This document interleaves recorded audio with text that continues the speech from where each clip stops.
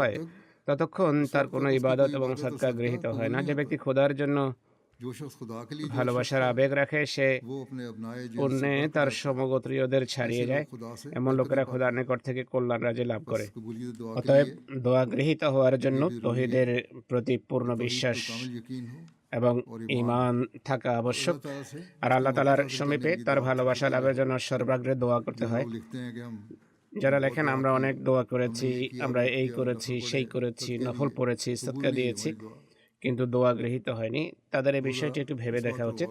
মসিহ মউদ আলাইহিস সালাম এই ব্যবস্থাপত্রের কথাই বলেছেন। मिर्जा बशीर अहमद साहब হযরত মির্জা বশির আহমদ সাহেব মসিহ মউদের জীবনী বর্ণনা করতে গিয়ে এক স্থানে বলেন, খোদাও মসিহ মউদের এই ভালোবাসাকে এতটা মূল্যায়ন করেছেন कदर शनासी से नवाजा যা कि কেবল जो उसी की তার बेपनाह এই সীমাহীন দয়া এবং তার অনন্য গুণগ্রাহিতার সাথে মানানসই বৈকি। रहमत आपको मुखातिब যেমন তাকে সম্বোধন করে আল্লাহ তাআলা বলেন, अंत मिलनी बेमंजिलत तौहीदी व तफरीदी अंत मिलनी बेमंजिलत वलदी इन्नी माँ का यबना रसूलुल्लाह,